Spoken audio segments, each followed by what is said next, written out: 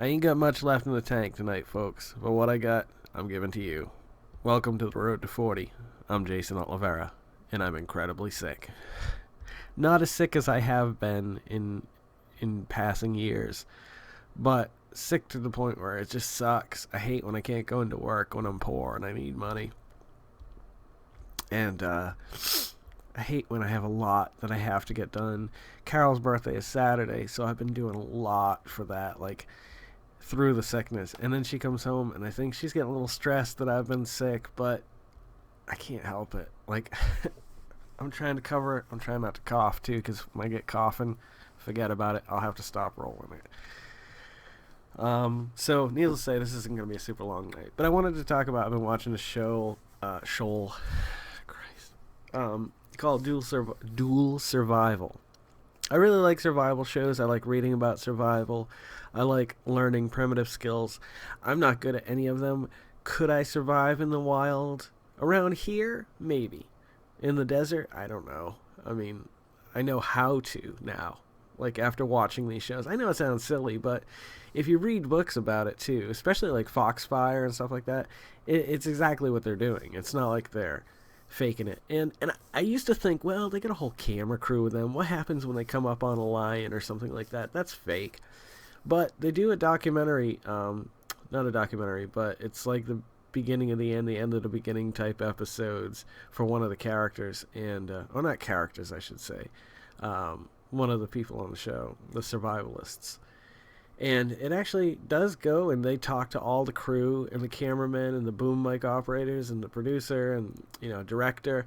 And they're out there with those guys having to do what those guys do. Sure, they have more means of survival, tents and stuff like that, I'm sure, and food. Anything they would need to survive comfortably, I would imagine, they as long as they're willing to carry it. Or they probably have crew members that carry the stuff.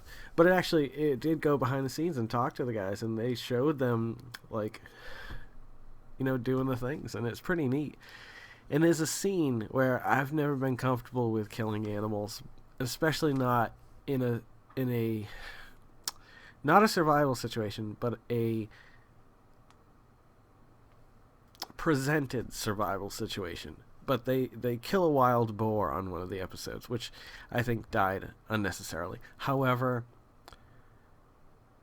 they show the behind the scenes of that. One of the characters, Joe, or one of the guys, Joe, ex-military and stuff like that. He, you can see, like, this other person, kind of, this other primal creature come out in him, in a sense.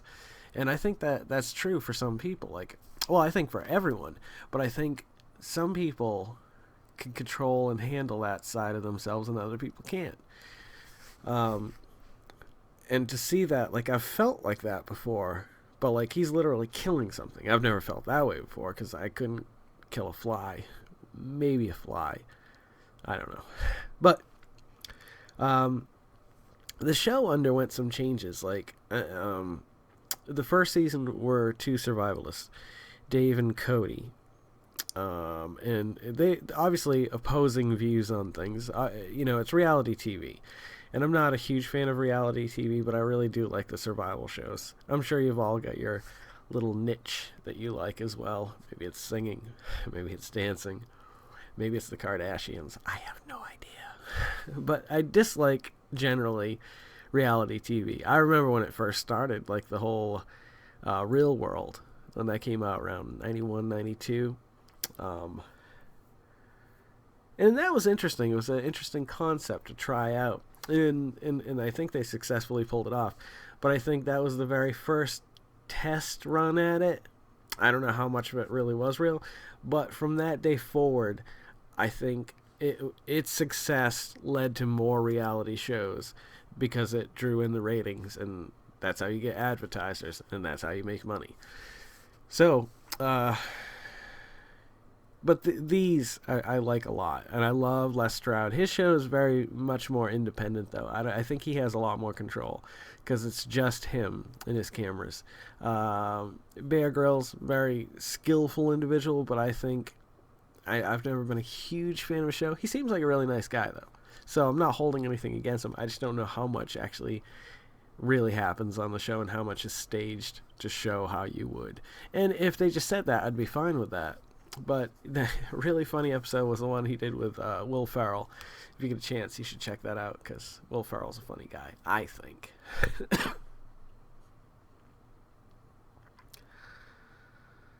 It's hard to keep it under control. When I start coughing, oh my god, it hurts so bad.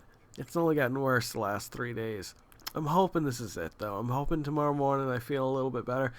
One way or another, I'm making it to work tomorrow because I can't keep taking time off. Lots of things to be done at work, and I can't afford to. So, I'm sorry these have been so the last few nights. Last night, I think I managed, but tonight, I'm just feeling so much worse. It sucks. This is kind of neat, though. I added the last 2 dreams I had to my dream journal. It's not exclusively a dream journal. I'll probably draw in here and do other things, too, but, originally, I was recording the nights that I didn't have dreams, and I stopped doing that, which made more sense. But it also is a day that I don't write in here. You know what I mean? Look at this. No dream on the 19th of August. Can't remember. Blah, blah, blah. Eating food at a convenience store at the Silver City Galleria. Took an elevator to a ladder that led to a roof 100 floors. And I watched the sunset. Next night, no dreams. Snakes wild at store. Weird house. Last 2 nights, I think I told you about these. My son, no, I don't think I did. 2 nights ago, my son Griffin, we were in D.C. in the dream. My wife was there. The whole family was there. And Griffin gets on the wrong bus and the bus takes off. And we're like, oh my God, he's going to be freaking out and crying and just like... It was a horrible dream. Horrible dream. I notice since I've been sick, when I go to sleep, I wake up a lot, and I think that kicks off dreams. I don't know. REM, I've heard. Who can really tell? I don't know. I don't care. But the more I start to wake up, the more dreams I seem to have. And then the next dream was really weird. Really freaking weird. Okay, and that last night I had a dream. 2 nights ago I had a dream. I was in a spaceport, and I knew I was in the Star Wars universe. I don't know how. And someone said that Luke was coming to visit Naboo. And so I was just like, wow, I've been wanting to meet him for a while. And so I take a space shuttle over to this port where he's supposed to be coming into town. I see him and he's getting off and he's like waving to some people he knows. It's almost like a parade in a sense. Now, oddly, there's battle droids all around him. I don't know why, but they're just marching alongside him. And that was it. Didn't get to meet him or anything like that. Now, last night or this morning or whenever it was, I woke up. One of those really scary dreams. I can't remember the details, unfortunately. All I remember is that Tiki doll from Trilogy of Terror. If you've never seen that, at least watch the Tiki doll thing. I think it's probably like a half hour, 45 minutes. And then there's 2 other shorts, which are very unmemorable. I don't remember anything about them. But the Tiki doll one is creepy. It's got these sharp, pointed teeth. It's, about, say, this big. It's got a spear, black, wiry hair, and its eyes are just painted open, and they're just like white with a black dot in them. I look it up, Trilogy of Terror. You'll see the doll, and you'll be like, okay, I get it now. And, like, he had a loincloth, and he terrorizes this woman because she takes something off of him or removes something. I can't remember what it was, so he hunts her down, and I think he eventually kills her. But anything like that, like Child's Play, I remember seeing that in the theater with my cousin Melissa and being scared. Even though it's just a doll. Dolls creep me out. Poltergeist with the clown. That shit has always messed with me. I don't know. I just don't like it. I won't say it's my biggest fear. I fear water far worse. But heights at this point in my life I'm just terrified of. But dolls, creepy dolls, very specifically. There's got to be something about them that stands out to make them creepy. Otherwise, like Cabbage Patch Kids, I had a few as a kid.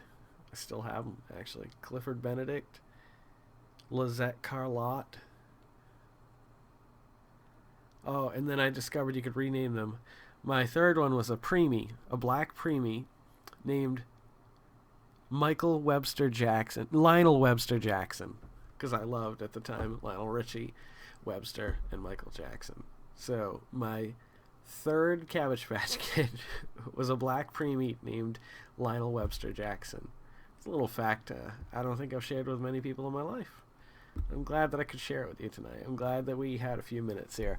I'm going to go, though, so I can go cough and blow my nose and rest.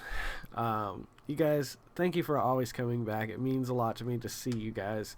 It's, you know, I look at the view count and there's people watching it. That's all that matters to me. That, you know, that's not even what matters to me. Recording this, having this for my kids, you know, and for you guys. Certainly, that's what really matters. So if you're loving them like I'm loving them, please come back. Pass them along to anybody else who you know who might like them. Subscribe, like, comment. I need some ideas, guys. Like, you just throw something down the bottom. Bananas. There you go. I will talk about bananas for 15 minutes. I'll find a way. Nature finds a way. Don't forget to make somebody smile tomorrow.